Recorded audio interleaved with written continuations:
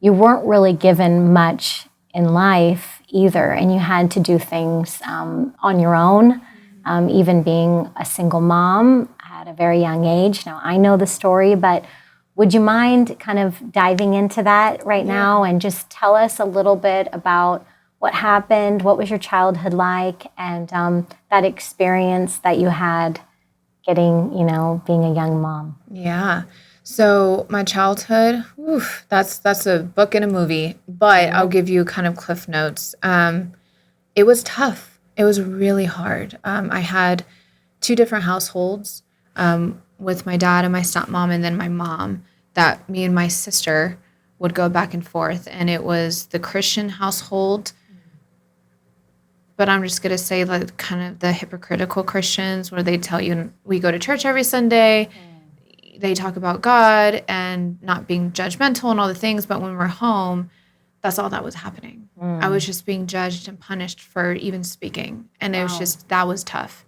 And then I had my mom, and she was basically the Antichrist. Like, she didn't believe in God, but she believed, because her question was, well, if there's a God, then why does all these bad things happen to good people? And that was her way of looking at life. And it was a very dark household. She did drugs. She was into alcohol. I've witnessed things that I should have never witnessed as a little girl. I had my first cigarette, my first drink when I was 5. It was very dark. And so going back and forth between these two different households at a very young age, I learned how to lie. I've learned how to cope and suppress my feelings. And I couldn't speak to either or, because no matter what I say or do, I will get in trouble. And I kept everything inside. And then I was going through this with my sister. My sister, that's a different story that I won't share. But I was also in a sense kind of protecting her. And she was the older one. Wow. So I've always had something stronger in me. I've always had a voice in me. And that pissed off my mom. So she would say things to me that you should never say to your daughter. And it was just a tug of war my entire childhood life. Wow. It was tough. Then I started kind of seeing the light in high school. My mom kind of started going away. At 10 years old, I actually yelled. I got in a fight with my mom, and I said I want to live with my dad. So me and my sister split.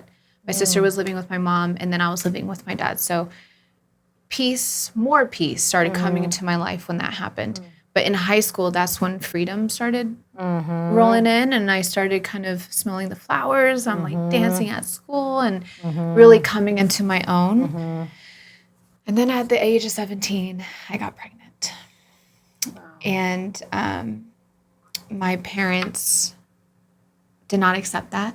And being Christians, they didn't want an abortion. So they said to find an adoption family and stay home, or keep your baby and leave.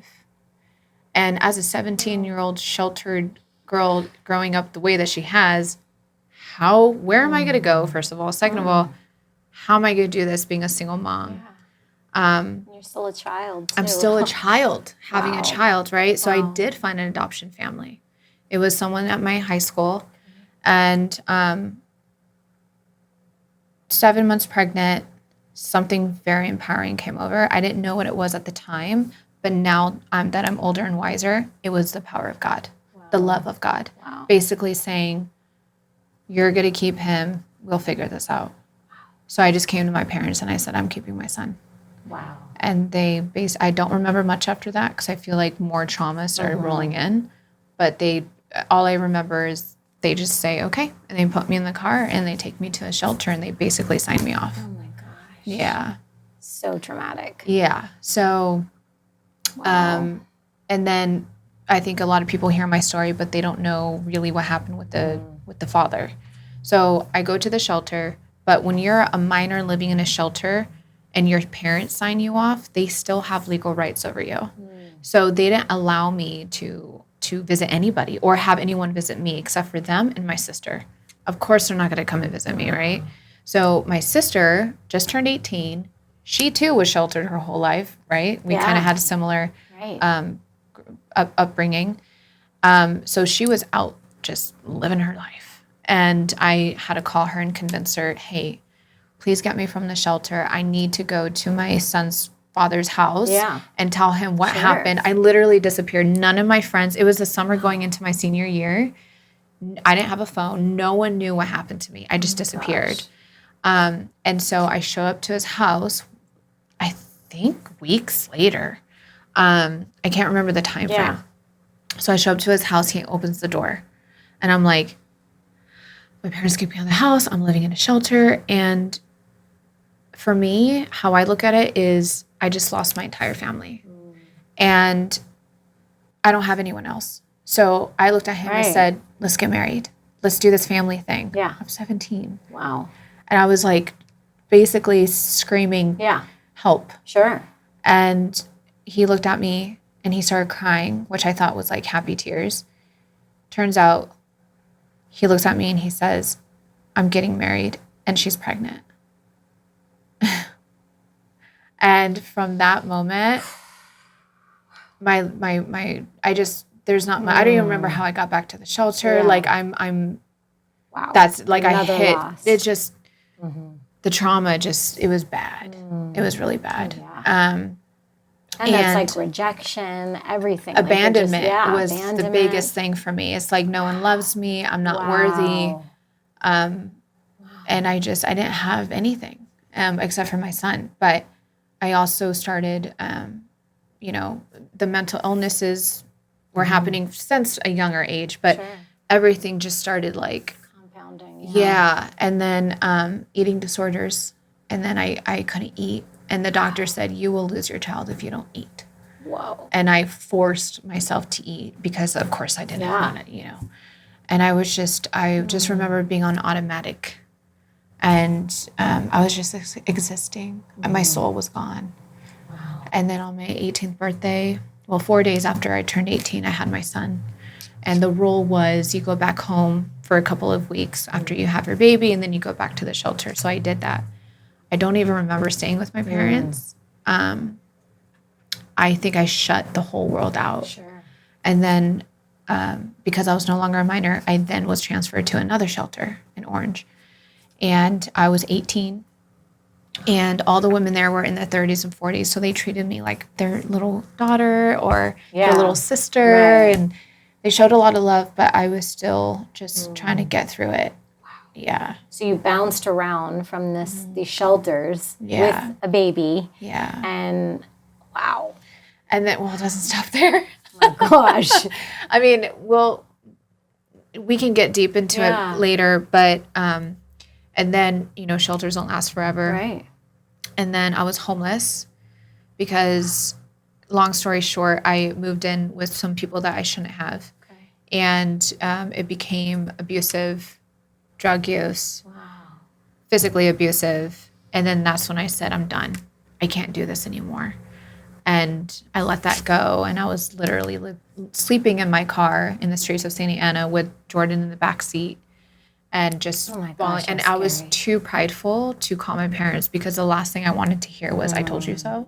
And I'm like, I'm going to figure this out. I'm going to figure this out. I made a choice. I have to figure this out. And so, I called my tia Concha, which doesn't know a word of English.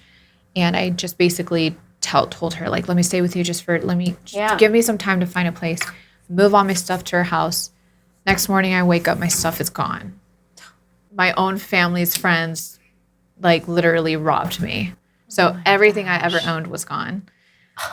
It was bad. And then from there, I just started renting rooms from Craigslist. And I'm not even going to get into my experiences with that because it was very dark. I can imagine. But when you're someone that is young and looks like me and is a single mom, I've dealt with sexual harassment, being robbed several times. And it was just really hard.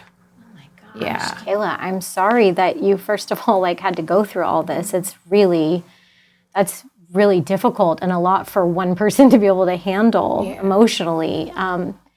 How did you get through all this. I mean, your strength to keep going and like, look at you now. And for people who maybe are watching and are going through some of these very similar situations, you know, struggling financially or, you know, whether they're young or single moms or, you know, being abused in the relationship, anything, like some of the things you went through. I mean, what got you through and how are you getting through now? Oh my goodness. Well, it was a process. Yeah. Sure. I think it still is. I think all of us, you know, will never be obviously perfect. We'll always, I think everyone needs to accept that life is a journey and you have to learn to fall in love with that journey of learning and peeling back layer after layer after layer because it never ends and it never will. Right. But that's okay. Well, first off, the first and foremost thing that I needed to do was heal. And when you are in a situation like myself, where you only have yourself and a child that you're trying to raise, you have to go through the healing process. Yeah. What does that look like? It was, I didn't really start healing until I stumbled upon spirituality. That's when I opened this Pandora box of a whole new world I never knew about. I didn't understand what that meant. So I was like, what is this? And it got me to a point where I hit rock bottom. And I think sometimes people have to hit that rock bottom where you become so like desperate, where you're finding like something needs to change. Yeah. And when I realized that that thing that needed to change was within me the whole time, that's when my life turned around. I had to isolate myself. And that was in itself was so difficult because I was so desperate for just to be loved and find love and have love and just someone just accept me, please just accept me. Sure. When you're coming from that place, your whole life being isolated is the scariest thing in the whole world. And I had to be isolated and I had to look within. And I know that sounds like, oh, foo-foo.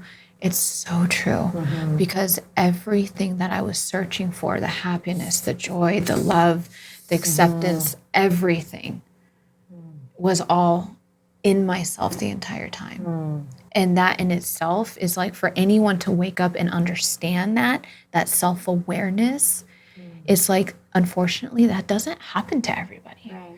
So when that hits you, it's time to go to work. Wow. And that's when I started isolating myself, reading books. And here's a crazy part. It wasn't until later in my life then I got therapy. But for anyone listening to this, get therapy. That it took me too long to get into therapy because my whole life, my parents basically said, like, you need therapy, like you need help. Wow. There's something wrong with you. And so I looked at therapy as I'm accepting the fact that I'm crazy and I'm such a flaw, like I'm so messed up in the head, I'm never going to go to that. But even the best people in the world go to therapy. Totally. You know what I mean? Yeah. So it's like, absolutely. and then surrounding yourself with the right people. I was surrounded by the wrong people for too long. And that's super important, having that support system. Sure. And God. Speak life. Oh, oh, oh.